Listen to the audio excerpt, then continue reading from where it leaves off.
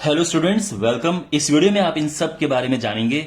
समांतर रेखाएं क्या होती हैं, तिर्यक रेखाएं, संगत कोण, एकांतर अंतः कोण और एकांतर बाह्य कोण, और फिर सह अंतः कोण।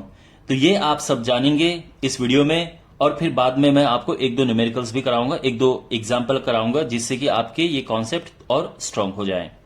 तो शुरू करते हैं समांतर रेखाओं से। समांतर रेखाएं क्या होती हैं, देखिए। आप जानते हैं कि कोई भी रेखा अगर दोनों तरफ से हम ऐसा कर दें तो उसको हम रेखा कहेंगे। और रेखा के कोई उसमें एंड पॉइंट नहीं होता है, कोई उसमें यानी कहीं से शुरुआत नहीं होती, कोई एंड नहीं होता है। तो ये रेखा है। अगर हम ऐसा कर दें, इसको हमें नाम देना है तो ऐसा करके नाम देते हैं। ये है ए बी। और एक दूसरी रेखा हमने खींच ली,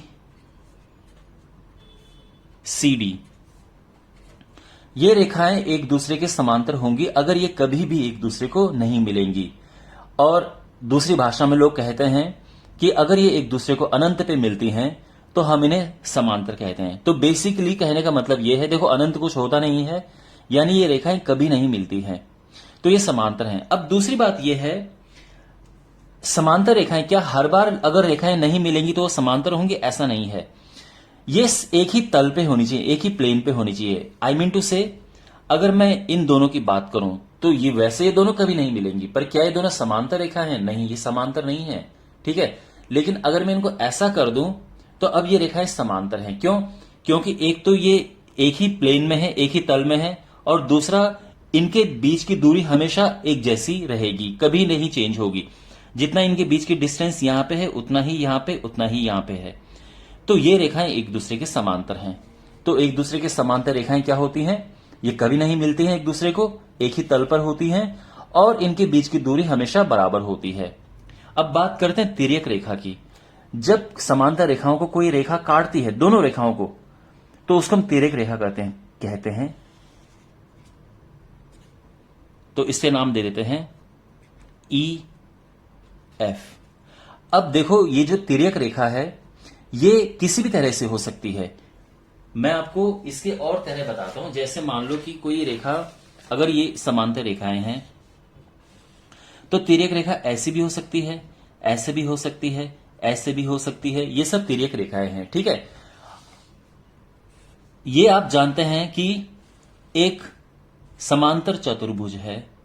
तो अगर मैं इन रेखाओं को समांतर रेखा लूं, यानी ये एक दूसरे के समांतर हैं, तो मैं इस रेखा को कहूंगा कि ये तिर्यक रेखा है।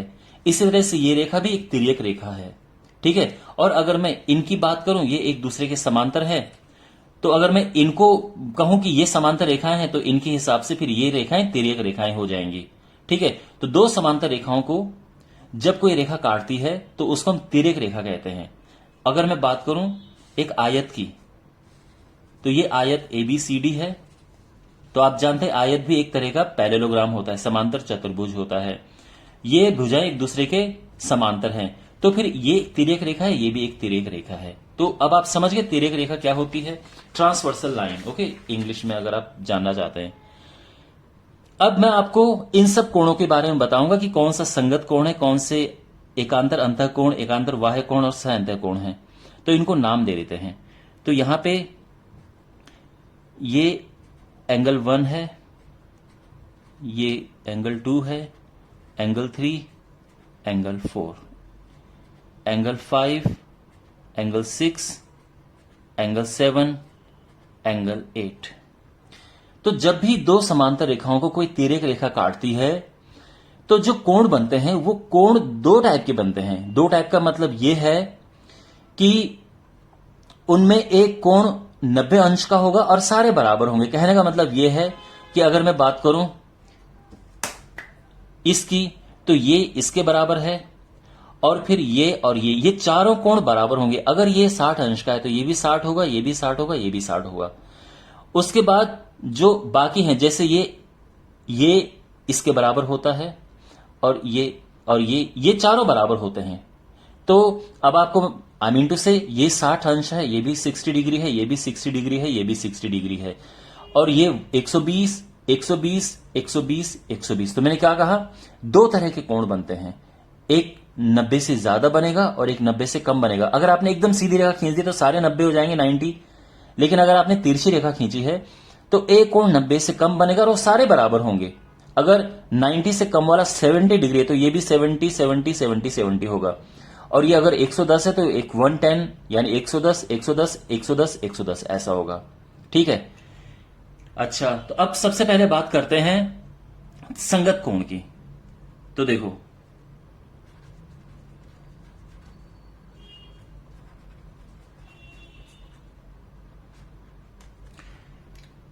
तो संगत कोण पहचानने के लिए हम एक काम करते हैं। मान लो कि यहां पे कुछ चीज रखी हुई है, ठीक है ना। मान लो कि यहां पे ये रखा हुआ है। अब मुझे ये बताओ कि इसको, ये जो मैंने यहां पे रखा है, इसको कौन कौन से कोण देख रहे हैं, किस किस की नजर इस पे पड़ रही है। तो आप जानते हैं एक इसे ये देख रहा है और एक ये देख रहा है, इसका और इसका मुंह इसकी तरफ है, तो ये दोनों संगत कोण हो गए हैं। तो यानी ये एक पहचानने का तरीका है, angle 1 is equal to angle 5, और संगत कोण आपस में बराबर होते हैं। ठीक है।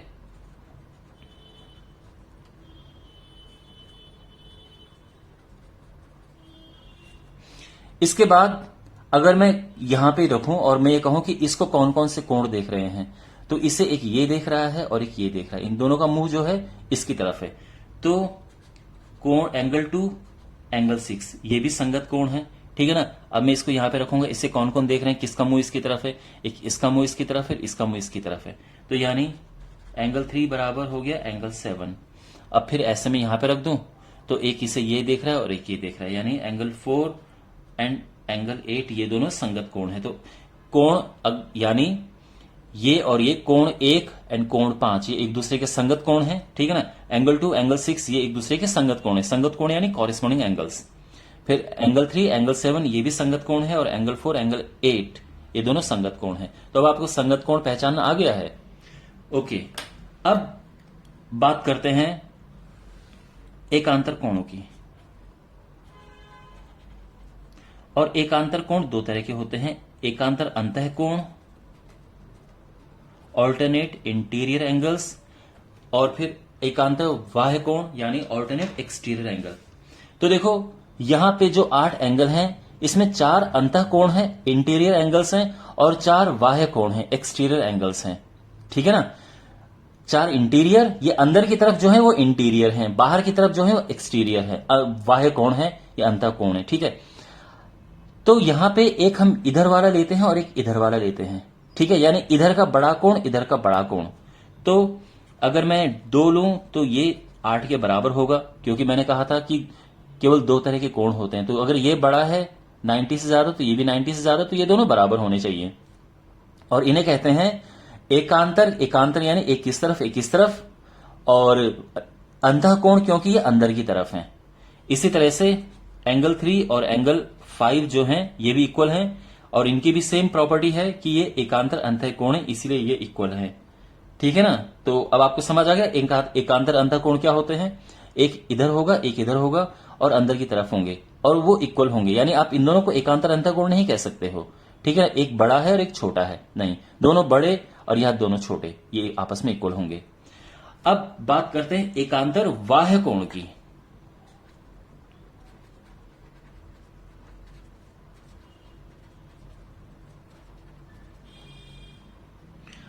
तो अब इसमें एक्सटीरियर की बात की जा रही है, यानी बाहर के एंगल्स की बात है।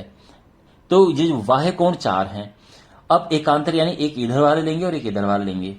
तो एंगल 4 और एंगल 6 आपस में बराबर हैं, और एंगल 1 एंगल 7 आपस में बराबर हैं। और अगर पूछा जाए कि एंगल 1 एंगल 7 किस प्रॉपर्टी से बराबर हैं, तो आप कहोगे कि ये एकांतर बाह्य कोण है, इसलिए ये आपस में बराबर हैं। ये दोनों क्यों बराबर हैं, क्योंकि एकांतर बाह्य कोण है। समझ गए। अब लेकिन अभी तक आपने जितना पढ़ा है सबसे उससे ज्यादा इंपॉर्टेंट अब मैं आपको बताने जा रहा हूं, सह अंतः कोण। इंपॉर्टेंट क्यों मैं आपको बोल रहा हूं, क्योंकि इनसे क्वेश्चन बहुत ज्यादा बनते हैं। आपके पास सबसे ज्यादा क्वेश्चन केवल इससे बनते हैं। ठीक है। आई मीन टू से ये सबसे ज्यादा बार ही आता है क्वेश्चन के बीच में। तो देखो सह अंतः कोण होते हैं तिर्यक रेखा के सेम साइड अंतः कोण, यानी ये जो हैं तिर्यक रेखा के एक और के अंतः कोण, यानी ये जो ट्रांसवर्सल लाइन है इसके सेम साइड के अंतः कोण तो कौन कौन से हैं, जैसे एंगल 2, एंगल 5 ये सह अंतः कोण है। तो ये तिर्यक रेखा के एक ही ओर के अंतः कोण हैं और इनकी प्रॉपर्टी ये होती है, तिर्यक रेखा के एक ओर के अंतः कोण एक दूसरे के सप्लीमेंट्री होते हैं। ठीक है, तो यानी उनको प्लस करके 180 डिग्री आता है, जिसको हम समपूरक कहते हैं।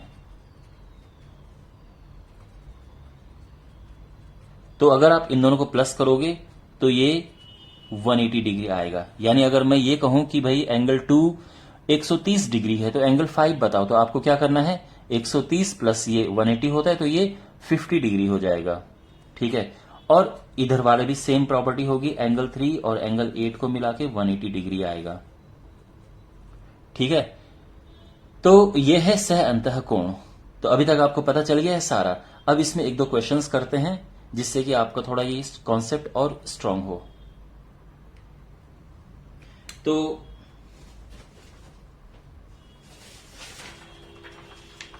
देखो, एक क्वेश्चन करते हैं।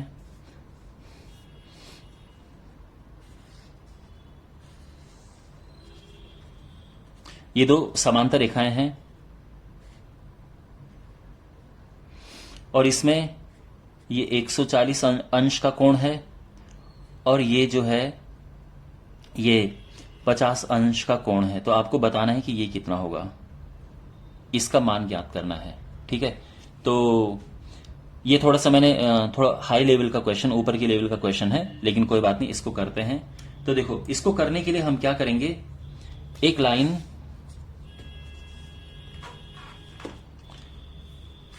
लाइन हम ऐसे में ड्रॉ कर देंगे। ठीक है, तो अब इससे क्या होगा कि ये हम इसे निकालेंगे और अलग इसे निकालेंगे और आराम से निकल जाएगा। ठीक है, तो मैं इनको नाम दे देता हूं, इसको मैं नाम दे देता हूं x और इसे नाम दे देता हूं y। तो x और y को अलग अलग निकाल के उन्हें प्लस कर देंगे तो ये पूरा एंगल आ जाएगा। ठीक है, अब देखो x कैसे निकलेगा। तो यहां पे जो आप जानते हैं कि एंगल x प्लस 140 डिग्री, इनको मिला के 180 डिग्री आता है। आपको याद है मैंने अभी आपको बताया था सह अंतः कोण, और ये भी कहा था ये सबसे ज्यादा इंपॉर्टेंट है। इन दोनों को मिला के 180 आता है। अब इसका कारण भी आप लिखेंगे, आप ये लिखेंगे कि समांतर रेखाओं, ये तिर्यक रेखा के एक ही ओर के अंतः कोण का योग 180 अंश होता है या ये समपूरक होते हैं। ठीक है, तो आप यहां पे कारण लिखेंगे, तिर्यक रेखा के एक ओर के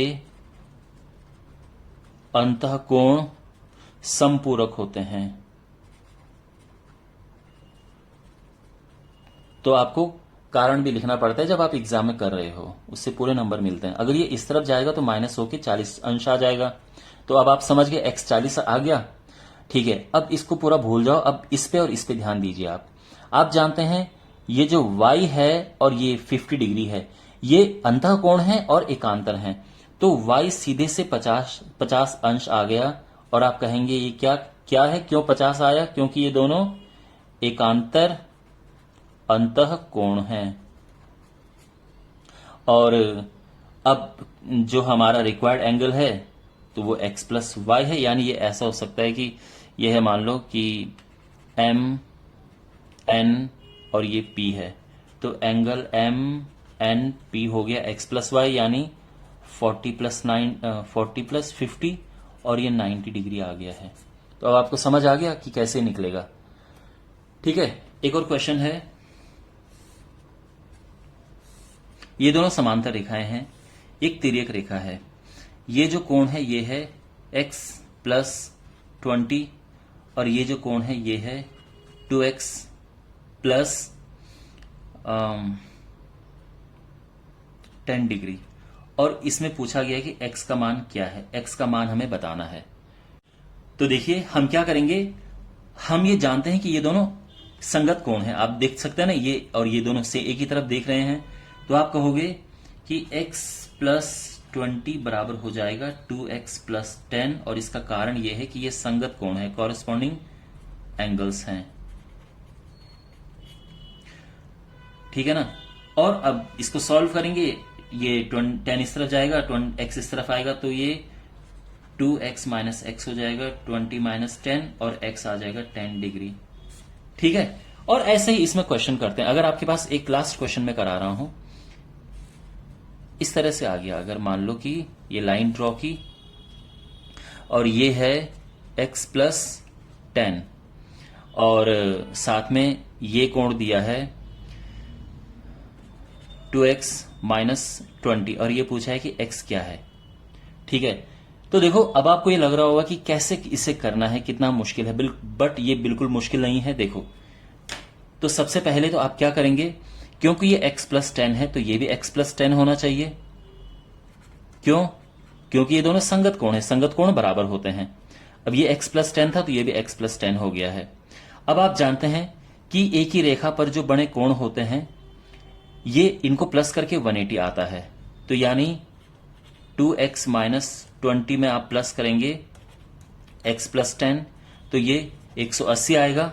अब 2x में x प्लस हुआ तो 3x आ जाएगा, और माइनस 20 प्लस 10 माइनस 10 होता है, and now 3x is equal to 190, और x आ गया 190/3, ये आंसर आ गया है, ठीक है ना। तो इसी तरह से आपके पास क्वेश्चन होंगे, और अगर आपको वीडियो अच्छा लगा तो आप अपना फीडबैक कमेंट बॉक्स में देना। कोई टॉपिक नहीं, कोई इसमें पॉइंट नहीं समझ आया तो आप पूछना कमेंट बॉक्स में, मैं कोशिश करूंगा उसका आंसर देने का। और मैं एक वीडियो लेके इस तरह से आऊंगा जिसमें केवल और केवल क्वेश्चंस होंगे समांतर रेखाओं पर आधारित। तो मिलते हैं अगले वीडियो में, टेक केयर।